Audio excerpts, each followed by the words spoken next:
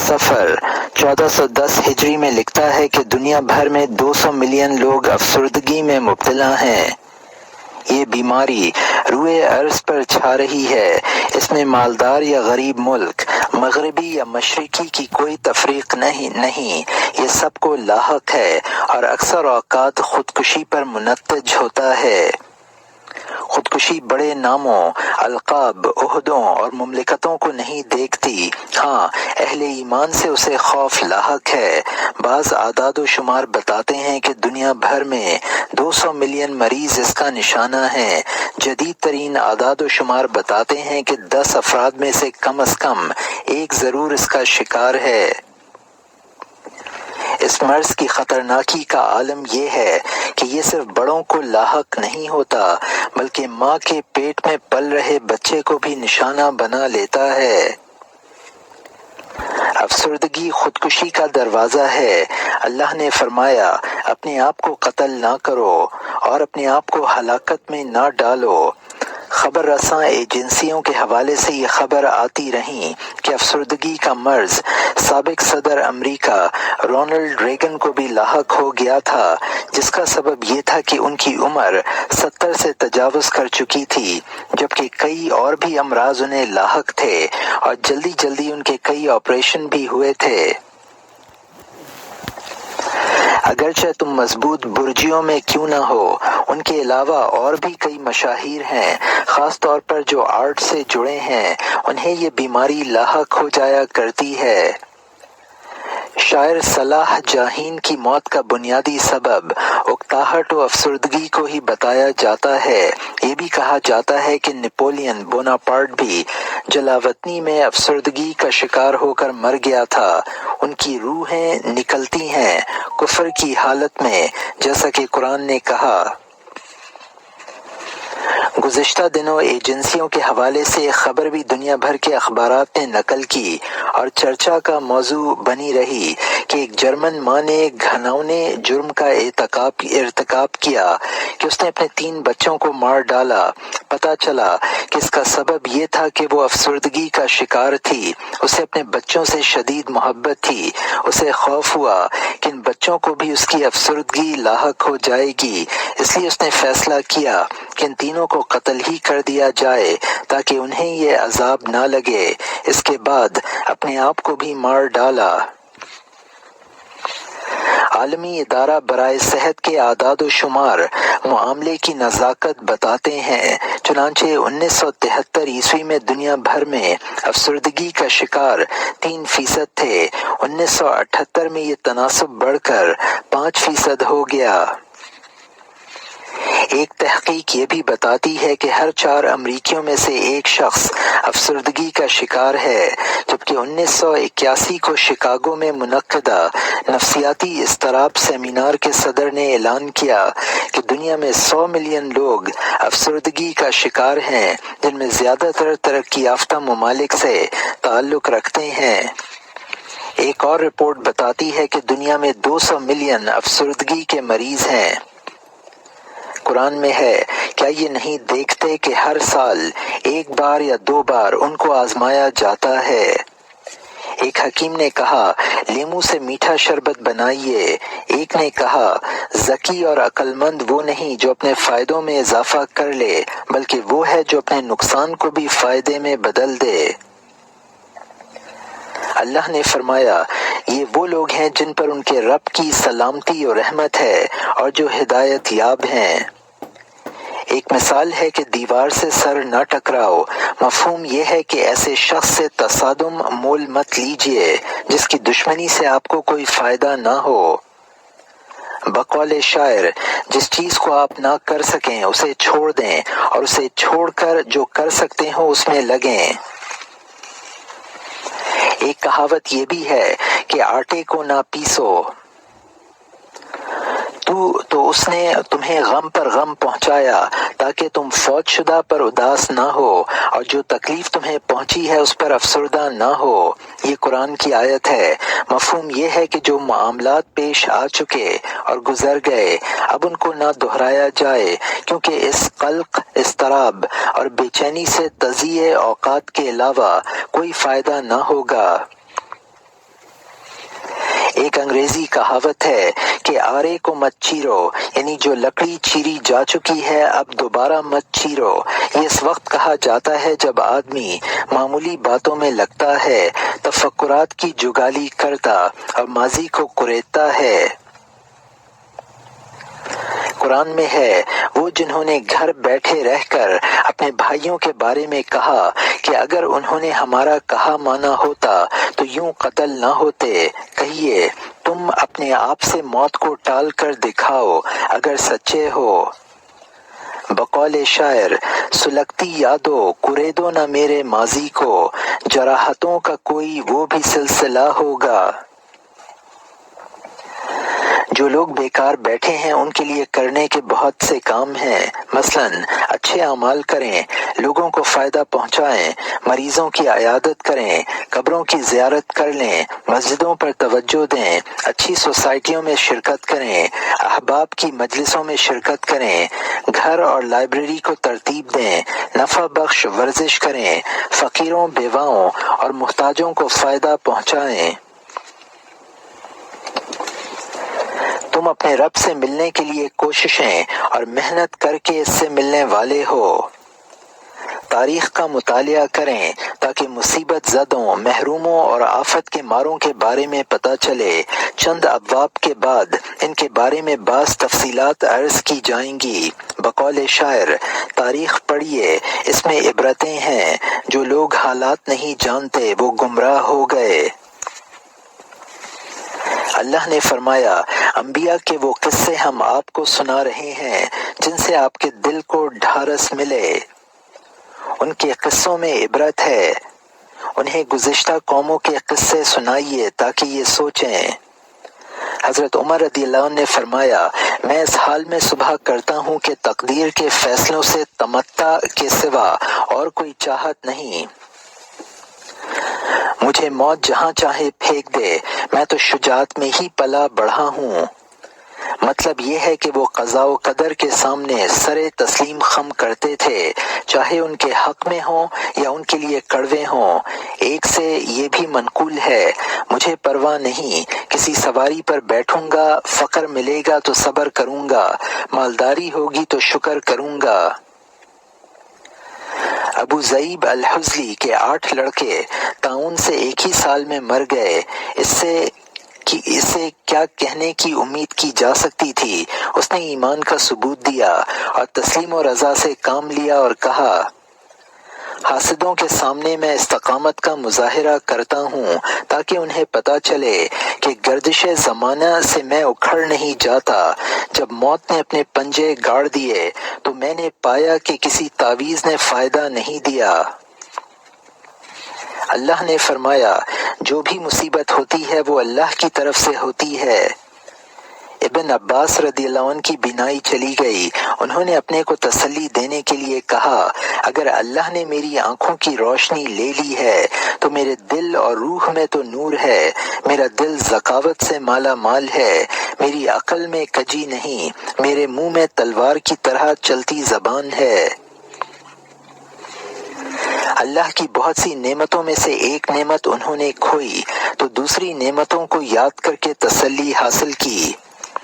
عروہ بن الزبیر کا پاؤں کٹ گیا، ان کا بیٹا احد کے میدان میں کام آیا تو فرمایا، اے اللہ، ساری حمد تیرے لیے ہے، اگر تو نے لیا ہے تو تو نے ہی دیا تھا، تو نے آزمایا ہے تو تو نے ہی عافیت دی تھی، تو نے 4 اعضا دیے، 1 عضو لے لیا، اور 4 بیٹے دیے، 1 بیٹا لے لیا۔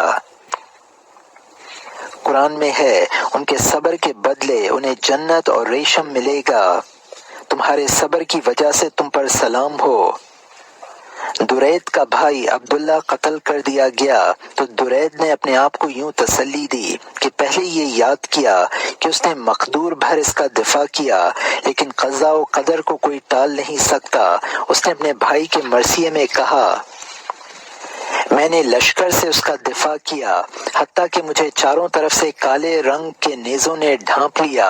میں نے ایسی نیزہ بازی کی کہ جیسے بھائی کا غم خوار کر سکتا ہے، یہ جانتے ہوئے کہ آدمی ہمیشہ رہنے والا نہیں ہے۔ اپنا غم یوں غلط کرتا ہوں کہ میں نے کبھی اسے جھوٹا نہیں کہا، کبھی اس پر مال خرچ کرنے میں بخل نہیں کیا۔ مصیبت زدوں کی تسلی کے لیے امام شافعی رحمۃ اللہ علیہ سے یہ منقول ہے، فرمایا گردش زمانہ کو اپنا کام کرنے دو، جو تقدیر ہو اس پر راضی رہو۔ جب کسی قوم کے بارے میں کوئی فیصلہ ہو جاتا ہے تو نہ زمین اسے پناہ دے سکتی ہے نہ آسمان۔ ابو العتاہیہ کے ایک شعر کا مفہوم یہ ہے کہ کتنے ہی نامساعد حالات تمہیں گھیر لیتے ہیں جن کو تم پسند نہیں کرتے، حالانکہ اللہ نے ان میں خیر رکھا ہوتا ہے۔ کتنی ہی مرتبہ ہم موت سے ڈرتے ہیں لیکن موت نہیں آتی۔ کتنی ہی بار ہم سمجھتے ہیں بس اب خاتمہ ہوا چاہتا ہے، لیکن وہ عودت جدیدہ قوت اور استمرار ثابت ہوتی ہے۔ کتنی ہی بار ہمارے راستے بند اور رسیاں کٹ جاتی ہیں، آفاق تاریک ہو جاتے ہیں تو کیا دیکھتے ہیں کہ فتح و نصرت، اچھی خبر اور بشارت آ جاتی ہے۔ کہہ دو اللہ ہی ہے جو تم کو ہر ایک کرب و بلا سے نجات دیتا ہے۔ سورہ نمبر 6 آیت نمبر 64۔ کتنی ہی بار ہمارے سامنے ہماری دنیا تاریک ہو گئی، ہمارے نفس اور دنیا اپنی وسعتوں کے باوجود ہم پر تنگ ہو گئی تو کیا دیکھتے ہیں کہ خیر کثیر، آسانی اور تائید حاصل ہوئی۔ اللہ نے فرمایا اور اگر اللہ تمہیں کوئی نقصان پہنچانا چاہے تو اس کو اس کے علاوہ کوئی دور نہیں کر سکتا۔ سورہ نمبر 6 آیت نمبر 17۔ جو جانتا ہے کہ اللہ اس کے معاملے پر غالب ہے وہ کسی دوسرے سے نہیں ڈر سکتا۔ جو یہ جان لے کہ ہر ایک اللہ سے کم تر ہے تو کون کسی سے ڈرا سکتا ہے۔ جو اللہ سے ڈرتا ہے وہ اس کے غیر سے کیوں ڈرے گا۔ اللہ تعالیٰ کا ارشاد ہے تم ان سے مت ڈرو اور مجھ سے ڈرو۔ سورہ نمبر 3 آیت نمبر 175۔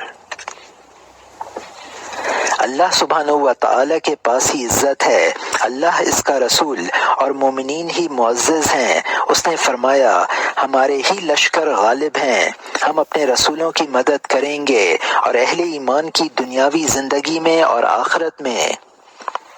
ابن کثیر رحمۃ اللہ علیہ نے اپنی تفسیر میں ایک حدیث قدسی نقل کی ہے، میرے عزت و جلال کی قسم مجھ سے کسی بندے نے پناہ لی اور آسمان و زمین میں اس کے خلاف ہو گئے تو بھی میں اس کے لیے خلاصی اور کشادگی پیدا کر دوں گا۔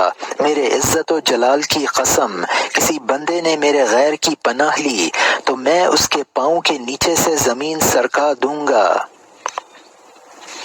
ابن تیمیہ فرماتے ہیں لا حول ولا قوت الا باللہ کے ذریعے بوجھ اٹھا لیے جاتے ہیں، خطرناک معاملے برداشت ہو جاتے ہیں اور اچھے حالات پیدا کر لیے جاتے ہیں۔ لہٰذا اے اللہ کے بندے اسے لازم پکڑ لے کہ یہ جنت کے خزانوں میں سے ایک خزانہ ہے، خوش بختی کی ایک دفعہ ہے، آرام و راحت اور انشراح صدر کے راستوں میں سے ہے۔ استغفار سے بند تالے کھل جاتے ہیں۔ ابن تیمیہ رحمۃ اللہ علیہ فرماتے ہیں میرے اوپر مسئلہ بند ہو جاتا ہے، میں 1000 بار یا اس سے زیادہ یا کم استغفار پڑھتا ہوں تو اللہ اس مسئلے کو میرے لیے کھول دیتا ہے۔ اللہ نے فرمایا تو میں نے کہا اپنے رب سے استغفار کرو، بلا شبہ وہ بہت معاف کرنے والا ہے۔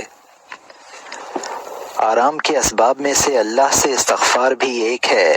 بہت سی مشکلات فائدہ دیتی ہیں، اللہ تعالیٰ جو بھی فیصلہ کرتا ہے وہ خیر ہی ہوتا ہے، حتیٰ کہ معصیت بھی۔ مسند میں وارد ہے اللہ بندے کے لیے جو بھی فیصلہ کرتا ہے وہ اس کے لیے خیر ہوتا ہے۔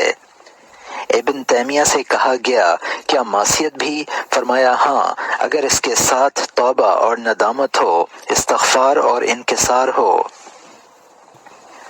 قرآن میں ہے، اگر یہ لوگ جب اپنے حق میں ظلم کر رہے تھے آپ کے پاس آ جاتے اور اللہ سے استغفار کرتے اور رسول بھی ان کے لیے دعا کرتے تو یہ اللہ کو توبہ قبول کرنے والا اور مہربان پاتے۔ سورہ نمبر 4 آیت نمبر 64۔ ابو تمام نے خوشی اور نحوست کے دنوں کے بارے میں کہا، کچھ دن خوشی کے اور مسرت کے گزرے لیکن وہ سب سے مختصر تھے۔ پھر ان کے بعد ایام حجر آئے جو اتنے دراز لگتے تھے جیسے ایک دن سال بھر کا ہو۔ پھر یہ اور وہ سب دن گزر گئے گویا کہ خواب تھا، جو کچھ کے دیکھا جو سنا افسانہ تھا۔ قرآن میں ہے، یہ ایام ہیں جن کو ہم لوگوں کے مابین الٹتے پلٹتے رہتے ہیں۔ سورہ نمبر 3 آیت نمبر 140۔ گویا کہ جب انہوں نے اس کو دیکھا تو وہ بس ایک شام یا صبح ٹھہرے تھے۔ سورہ نمبر 79 آیت نمبر 46۔ مجھے تاریخ کے بڑے لوگوں پر حیرت ہے کہ وہ مصائب کا ایسے استقبال کرتے تھے جیسے وہ بارش کی بوندیں یا شبنم کے قطرے ہیں۔ ان میں بھی سب سے آگے سید الخلائق محمد صلی اللہ علیہ وسلم ہیں، جو غار میں اپنے ساتھی سے کہہ رہے تھے کہ گھبراؤ نہیں، یقیناً اللہ ہمارے ساتھ ہے۔ ہجرت کے راستے میں جبکہ اپنا گھر چھٹ گیا تھا لوگ تعاقب میں تھے۔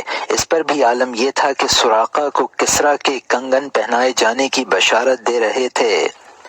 شاعر نے کہا، غار کے اندر غیب کی طرف سے وہ بشارت آئی کہ اس نے دنیا کے لیے سربستہ راز کھول دیے۔ بدر کے مارکے میں نبی صلی اللہ علیہ وسلم ذرہ پہنے میدان کارزار میں یہ آیت پڑھتے ہوئے آتے ہیں کہ سَيَهْزَمُ الْجَمْعُ وَيُوَلُّونَ الدُّبُرَ، یعنی جلد ہی یہ شکست خوردہ ہو کر بھاگ جائیں گے۔ میدان احد میں زخمی ہونے اور قتل کی خبریں اڑ جانے کے باوجود صحابہ رضوان اللہ علیہم سے فرماتے ہیں، میرے پیچھے صف بندی کرو تاکہ رب تعالی کی حمد و ثنا کروں۔ یہ نبوی شجاعت تھی جو سریا کو چھو رہی تھی، نبوی ارادہ تھا جو پہاڑوں کو ہلا ڈالتا تھا۔ قیس بن عاصم المنقری عرب کے حلیم لوگوں میں سے تھے۔ ایک دن بیٹھے لوگوں سے کوئی قصہ کہہ رہے تھے کہ ایک آدمی آیا اور اس نے کہا، ابھی ابھی آپ کے بیٹے کو فلاں نے قتل کر دیا۔ انہوں نے نہ اپنا حلقہ توڑا نہ قصہ ختم کیا۔ بات پوری ہو جانے کے بعد کہا، بیٹے کو غسل دو، تکفین کرو، پھر نماز کے لیے مجھے بتانا۔ اللہ نے فرمایا، یہ لوگ خوشحالی اور تنگی ہر حال میں صبر کرتے ہیں۔ سورہ نمبر 2 آیت نمبر 177۔ حضرت اکرمہ رضی اللہ عنہ بن ابی جہل کو سکرات موت میں پانی دیا جاتا تو کہتے میں پہلے فلاں بھائی کو پانی دو، یعنی حارث بن ہشام کو۔ اس طرح یکے بعد دیگرے ان لوگوں کے پاس پانی لے جایا گیا حتیٰ کہ سب کی روح پرواز کر گئی۔ بقول شاعر، جب ان کا قتل ہوا تو اپنے خون سے اپنی بزرگی کی آبیاری کی، شہادت ان کی قدیم آرزو تھی۔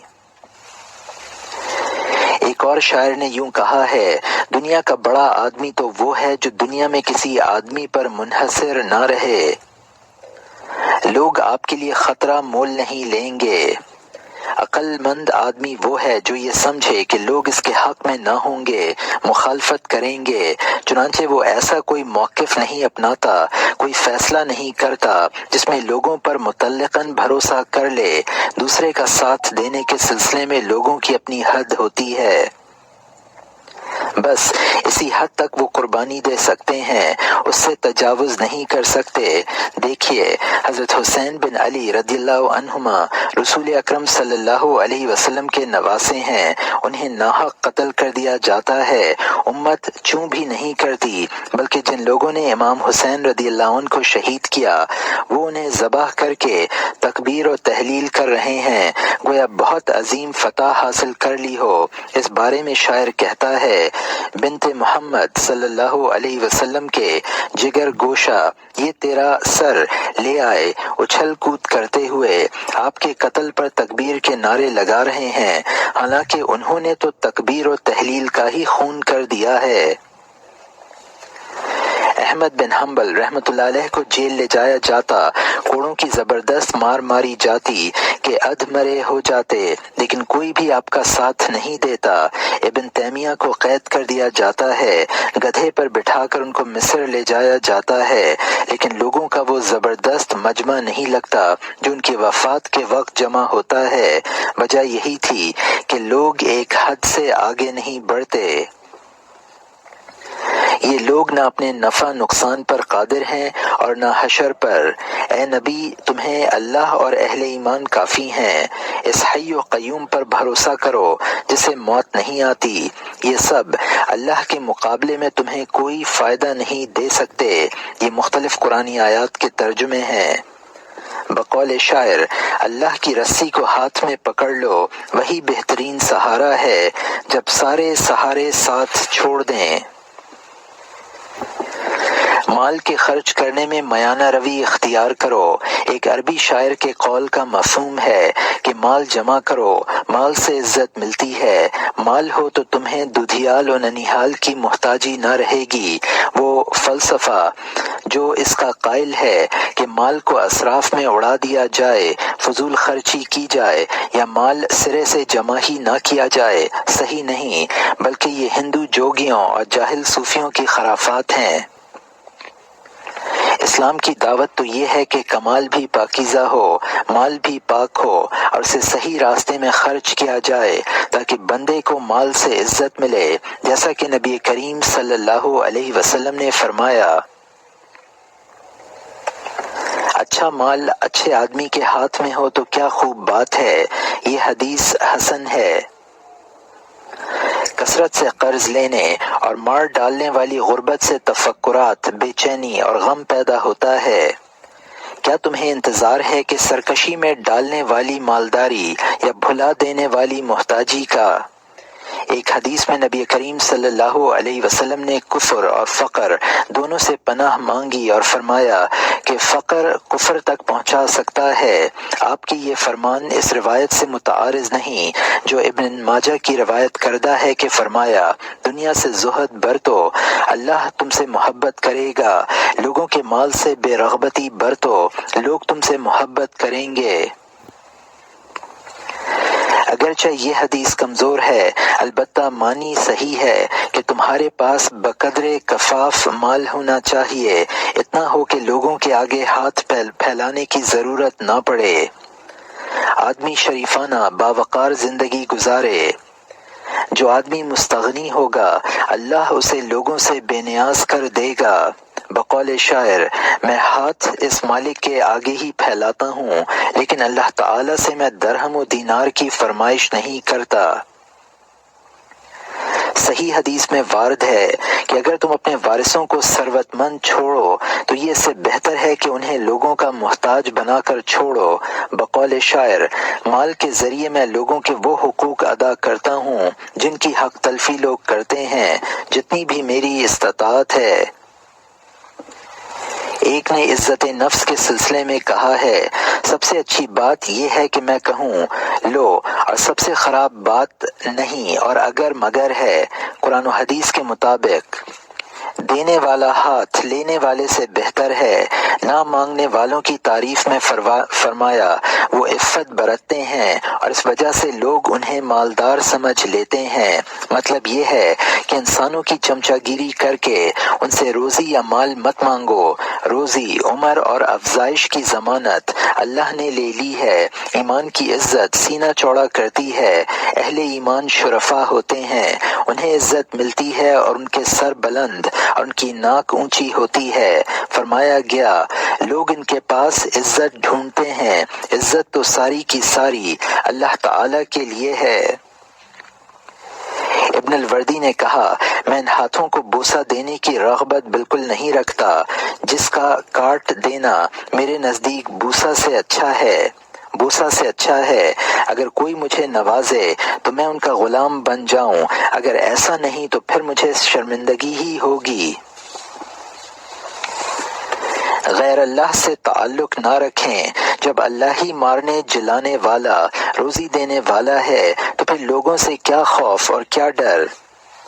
میں نے دیکھا ہے کہ لوگوں سے تعلق، ان کی رضا جوئی اور تقرب کی کوشش، ان کی تعریف اور یہ اندیشہ کہ ان کی مذمت کی تو نقصان ہوگا، ان چیزوں سے نہ صرف یہ کہ رنج و غم پیدا ہوتے ہیں بلکہ یہ توحید کی کمزوری کی بھی دلیل ہے۔ بقول شاعر، زندگی کڑوی ہو لیکن کاش تم میٹھے رہو، لوگ چاہے ناراض ہوں پر تم راضی رہو، اگر تمہاری سچی محبت حاصل ہے تو سب آسان ہے، زمین پر جو کچھ ہے سب مٹی کا ہی تو ہے۔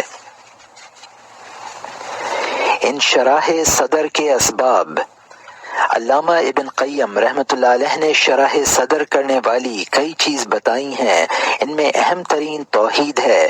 جتنا صاف ستھرا عقیدہ توحید ہوگا اتنا ہی سینہ کشادہ ہوگا، جس کی وسعت دنیا و مافیہا سے زیادہ ہوگی۔ مشرک و ملحد کی کیا زندگی، اللہ فرماتا ہے جو میرے ذکر سے اعراض کرتے ہیں ان کی زندگی تنگ ہوگی، قیامت میں ہم انہیں اندھا اٹھائیں گے۔ سورہ نمبر 20 آیت نمبر 124۔ جس کو اللہ ہدایت دینا چاہتا ہے اس کا سینہ اسلام کے لیے کھول دیتا ہے۔ سورہ نمبر 6 آیت نمبر 125۔ اور فرمایا وہ شخص جس کا سینہ ہم نے اسلام کے لیے کھول دیا ہے اور وہ اپنے رب کی طرف سے روشنی میں ہے۔ سورہ نمبر 39 آیت نمبر 22۔ اللہ نے دشمنوں کو ضیق صدر، رعب و خوف اور قلق و اضطراب کی دھمکیاں دی ہیں۔ کافروں کے دل میں ہم عنقریب رعب ڈال دیں گے ان کے شرک باللہ کی پاداش میں جس کی اللہ نے کوئی دلیل نہیں اتاری۔ تباہی ہے ان کے لیے جن کے دل اللہ کی یاد سے محروم ہیں۔ جسے اللہ گمراہ کرنا چاہتا ہے اس کے سینے میں تنگی ڈال دیتا ہے، گویا کہ وہ آسمان میں چڑھ رہا ہے۔ سورہ نمبر 6 آیت نمبر 125۔ انشراح صدر کے اسباب میں نفع بخش علم بھی ہے۔ علم والے سب سے زیادہ شرح صدر کے حامل سب سے زیادہ خوش اور مسرور ہوا کرتے ہیں کیونکہ ان کے پاس میراث نبوت محمدی ہوتی ہے۔ اللہ نے تمہیں وہ سکھایا جو تم جانتے نہ تھے، جان لو کہ اللہ کے سوا کوئی الہ نہیں ہے۔ انہی چیزوں میں سے عمل صالح بھی ہے کیونکہ نیکی سے دل میں نور پیدا ہوتا ہے، چہرے میں نورانیت، رزق میں وسعت اور مخلوق کے دلوں میں محبت ہوتی ہے۔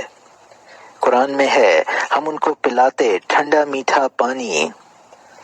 انہی اسباب میں سے شجاعت بھی ہے۔ شجاع کا دل بڑا، سینہ چوڑا ہوتا ہے، اس کے پاس قوت ہوتی ہے کیونکہ اس کا مرجع رحمان ہوتا ہے، لہٰذا نہ حادثات زمانہ اس پر اثر انداز ہوتے، نہ بھونچال اسے ہلا مارتے اور نہ تکلیفیں اسے گراں گزرتی ہیں۔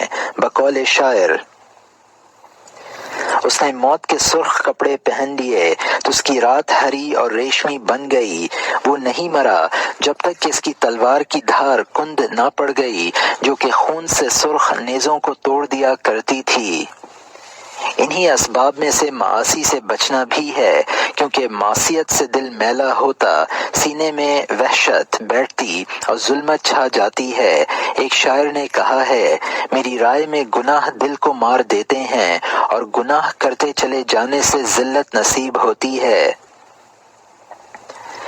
انہی میں یہ ہے کہ مباحات کی کثرت سے بھی اجتناب ہو، مثلاً کھانا پینا، بات چیت، نیند اور میل جول کم ہو۔ فرمایا وہ جو لغویات سے اعراض کرتے ہیں، جو بھی بات آدمی کرتا ہے اسے ایک مستعد نگراں اچک لیتا ہے، اور کھاؤ پیو اور اسراف نہ کرو۔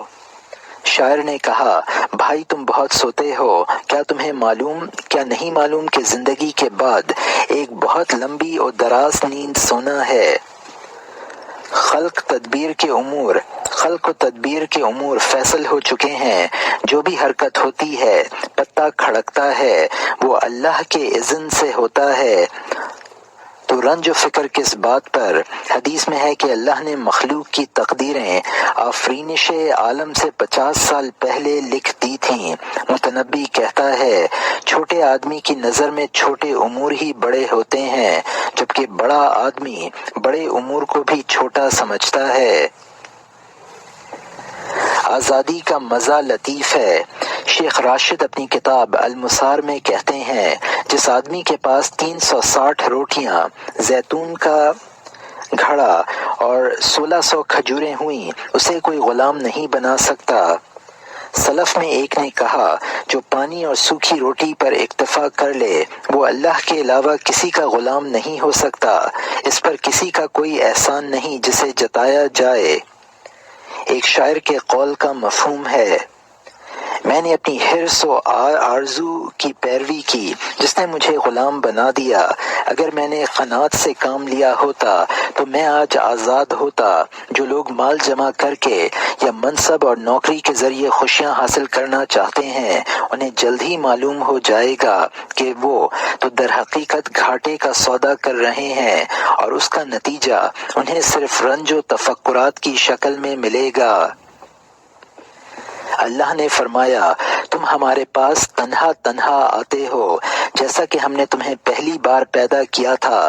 تمہیں جو کچھ ہم نے دیا اسے پیٹھ پیچھے چھوڑ آئے ہو۔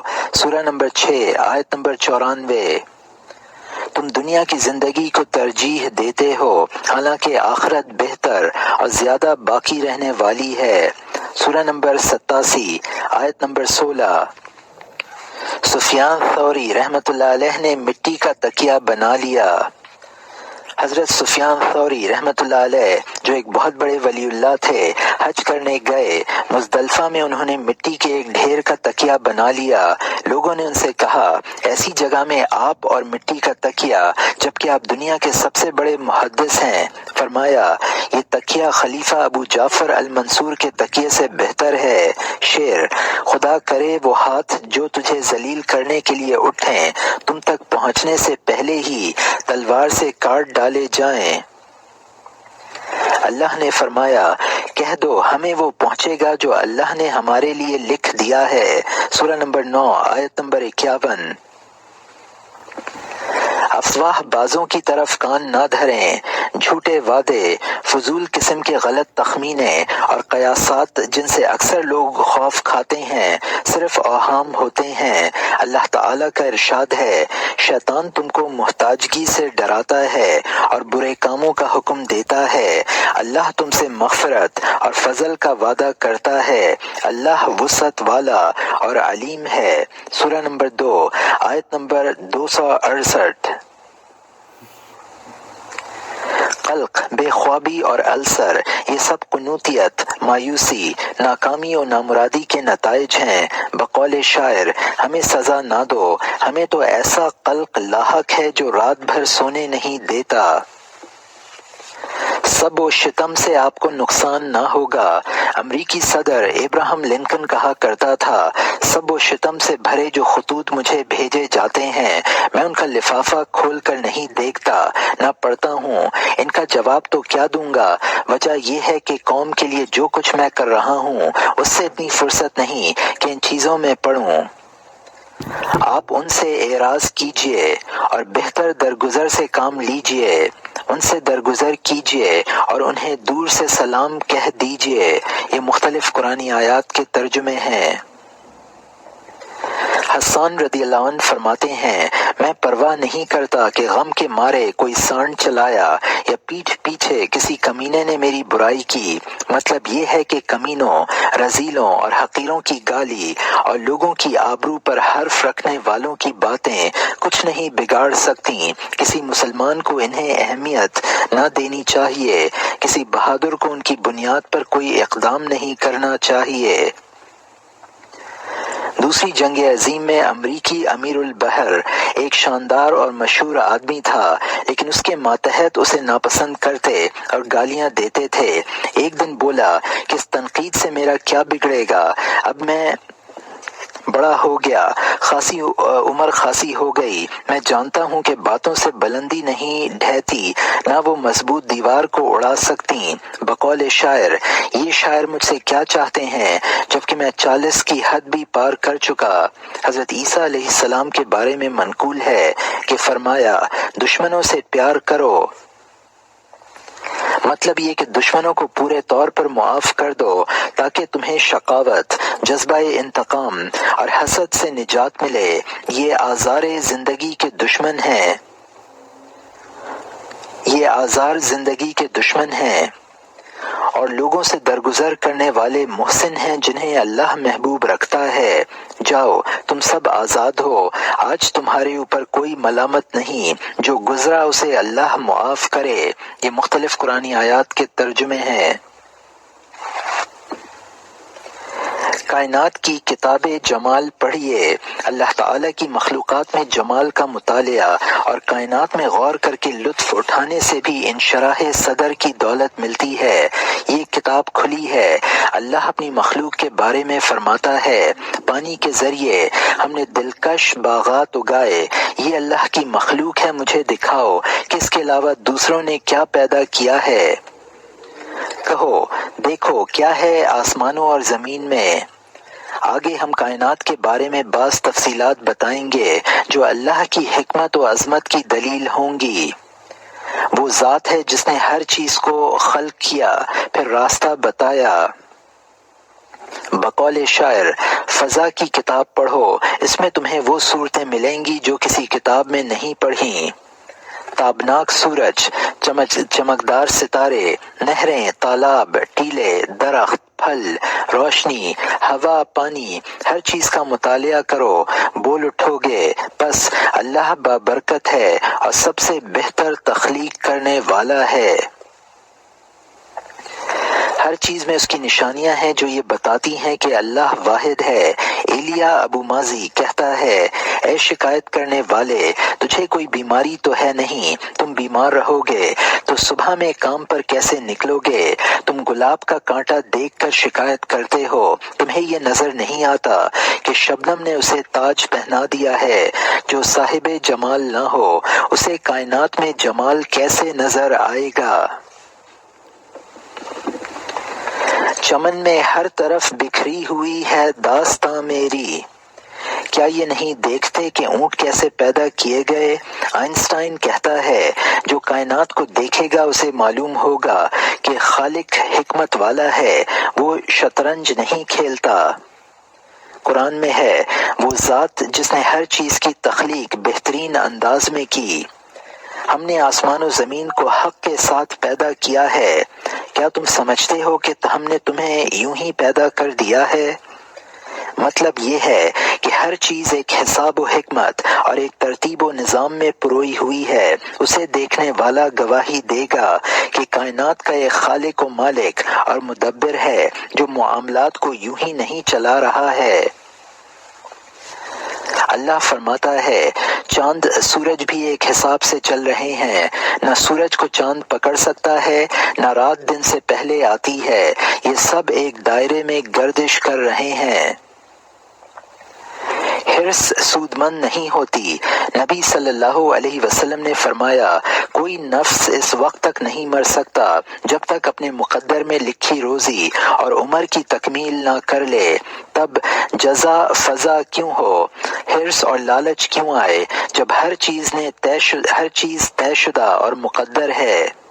اللہ نے فرمایا، اللہ کے نزدیک ہر چیز ایک ارادے سے ہے، اللہ کا حکم ہو کر ہی رہتا ہے۔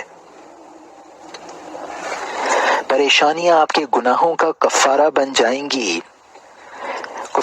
جائیں گی۔ ابن المعتز شاعر کے بارے میں منقول ہے کہ کہا کرتا تھا، جو اللہ پر توکل کرتا ہے اس سے اچھی سواری کسی کی نہیں ہوتی، جو اللہ پر بھروسہ کرتا ہے اس سے تیز سفر کسی کا نہیں ہوتا۔ صحیح حدیث میں وارد ہے کہ نبی صلی اللہ علیہ وسلم نے فرمایا، مومن کو جو بھی رنج، فکر، پریشانی، تکان اور دکھ تکلیف پہنچتی ہے، حتیٰ کہ کوئی کانٹا بھی اسے لگتا ہے تو اللہ اس کے ذریعے اس کے گناہوں کا کفارہ کر دے گا۔ یہ وہی کر سکتا ہے جو صبر کرے، ثواب کی امید رکھے، انابت اختیار کرے اور یہ یقین رکھے کہ اس کا معاملہ اللہ واحد و وہاب سے ہے۔ متنبی نے اپنے حکیمانہ بیانات میں بعض ایسی چیزیں لکھی ہیں جن سے انسان کو قوت ملتی ہے اور انشراح حاصل ہوتا ہے۔ اس نے کہا، زمانے سے بے پرواہی سے ملو جب تمہاری جان میں جان ہے۔ جو چیز خوش کن ہے وہ ہمیشہ نہیں رہ سکتی اور غم کسی غائب کو لوٹا نہیں سکتا۔ تاکہ فوت شدہ پر تم افسوس نہ کرو اور جو اللہ نے دیا ہے اس پر اعتراض نہیں۔ اللہ نے فرمایا ہمیں اللہ کافی ہے، ہمیں اللہ کافی ہے، وہ بہترین کارساز ہے۔ یہ جملہ حضرت ابراہیم علیہ السلام نے اس وقت کہا جب آگ میں ڈالے جا رہے تھے تو آگ ان کے لیے ٹھنڈک اور سلامتی بن گئی۔ میدان احد میں نبی صلی اللہ علیہ وسلم نے اسے کہا تو اللہ نے آپ کو نصرت سے نوازا۔ ابراہیم علیہ السلام کو منجنیق میں رکھا گیا۔ جبرائیل علیہ السلام حاضر ہو کر بولے کیا مجھ سے کوئی ضرورت ہے؟ فرمایا تم سے تو نہیں مگر اللہ سے یقیناً ہے۔ سمندر کی خاصیت ڈبونا اور آگ کی جلانا ہے، لیکن حسبنا اللہ و نعم الوکیل کہنے کے سبب ایک خشک ہو گیا، دوسری بجھ گئی۔ حضرت موسیٰ علیہ السلام نے سامنے دریا اور پیچھے دشمن کو دیکھا تو فرمایا ہرگز نہیں، میرے ساتھ میرا رب ہے، وہ مجھے ہدایت دے گا۔ چنانچہ وہ اللہ کے اذن سے نجات پا گئے۔ سیرت میں آتا ہے کہ اللہ کے رسول صلی اللہ علیہ وسلم جب غار میں داخل ہوئے تو اللہ نے کبوتر کو خدمت پر لگا دیا، اس نے گھونسلہ رکھ لیا، مکڑی نے غار کے منہ پر جالا بن دیا۔ مشرکین وہاں تک آئے اور دیکھ کر کہنے لگے یہاں محمد نہیں داخل ہوئے ہوں گے۔ بقول شاعر انہوں نے مکڑی کے جالے اور کبوتر کے گھونسلے کو دیکھا، یہ نہیں دیکھا کہ اللہ نے اپنی عنایت سے بہت سی زرہوں اور بڑے بڑے قلعوں سے بھی بے نیاز کر دیا۔ عنایت ربانی اس وقت حاصل ہوتی ہے جب بندہ یہ یقین کر کے کہ رب تعالی قدیر، ناصر اور سچا دوست و مددگار ہے، اس کی طرف یکسوئی سے متوجہ ہو جائے۔ شوقی نے اس مضمون کو یوں ادا کیا ہے اگر اللہ کی عنایت ہو جائے تو سارے کے سارے حادثے اور عالمی امن و امان بن جائیں۔ اللہ نے فرمایا آپ ہماری نگرانی میں ہیں۔ سورہ نمبر 52 آیت نمبر 48۔ اللہ بہترین محافظ اور ارحم الراحمین ہے۔ سورہ نمبر 12 آیت نمبر 64۔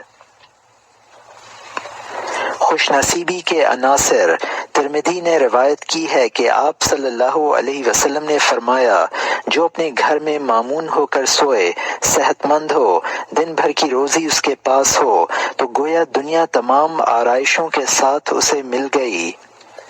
معنی یہ ہے کہ جب غذا مل رہی ہو، مکان موجود ہو، امن سے آدمی رہتا ہو تو وہ سب سے بڑا خوش نصیب ہے، اسے بہترین ثمرات مل گئے ہیں۔ اللہ تعالیٰ اپنے رسول کے حوالے سے فرماتا ہے میں نے اپنی نعمت تم پر تمام کر دی۔ سوال یہ ہے کہ رسول اللہ صلی اللہ علیہ وسلم پر کون سی نعمت اتری؟ کیا مادی آسائش، غذا یا محلات، اچھے مکانات اور سونا چاندی؟ حالانکہ آپ کے پاس یہ سب نہیں تھا۔ پیغمبر اعظم و آخر تو مٹی کے بنے کمرے میں سوتے تھے جس کی چھت پر کھجور کی ٹہنیاں ڈال دی گئی تھیں۔ وہ اپنے پیٹ پر 2 پتھر باندھتے تھے، کھجور کی چھال سے بنا بستر استعمال کرتے جس سے بدن میں نشان پڑ جاتے۔ اپنی ذرہ یہودی کے پاس جو کے 30 صاع کے عوض میں گروی رکھی۔ 3 دن ایسے بھی گزرے کہ خراب کھجور بھی بھوک مٹانے کے لیے نہیں ملی۔ بقول شاعر آپ دنیا سے اس حال میں رخصت ہوئے کہ تھوڑے سے جو کے بدلے ذرہ رہن رکھی تھی۔ رہن کی مدت ختم ہونے سے پہلے آپ دنیا کو خیر بات کہہ گئے۔ یتیمی کے معنی و مفہوم کو آپ سے بہتر کس نے جانا؟ میرے آقا آپ کو یتیموں کا والی کہا گیا۔ میرے ایک قصیدے میں اس مفہوم کو یوں ادا کیا گیا ہے اونچے اور شاندار محلات سے آپ کو ایک کچے گھر یا غار نے بے نیاز کر دیا۔ آپ نے فضائل کے مضبوط برج تعمیر کیے اور شاندار خیموں تک کا مرکز ان کو بنا دیا۔ اللہ نے فرمایا یقیناً آخرت آپ کے لیے دنیا سے بہتر ہے۔ سورہ نمبر 93 آیت نمبر 4۔ آپ کا رب آپ کو جلد ہی دے گا جس سے آپ خوش ہو جائیں گے۔ سورہ نمبر 93 آیت نمبر 5۔ ہم نے آپ کو کوثر عطا کیا۔ سورہ نمبر 108 آیت نمبر 1۔ جاہ و منصب، زندگی کے بوجھل کاموں میں جاہ و منصب بھی ہے۔ ابن الوردی کہتے ہیں اس جاہ و مرتبہ نے تو میری جلد بھی کمزور کر دی۔ رذیلوں کی مدارات میں بہت ہی زحمت ہے۔ مطلب یہ ہے کہ جاہ و مرتبہ کا ٹیکس بہت ہی گراں ہوتا ہے، اس سے چہرے کا پانی اتر جاتا اور صحت و راحت خطرے میں پڑ جاتی ہے۔ ان ٹیکسوں سے چند ہی لوگ بچ پاتے ہیں۔ اس میں آدمی کو روزانہ اپنے خون پسینے سے اپنی شہرت، راحت، عزت اور شرف و کرامت کا ٹیکس دینا پڑتا ہے۔ امارت کا سوال مت کرنا۔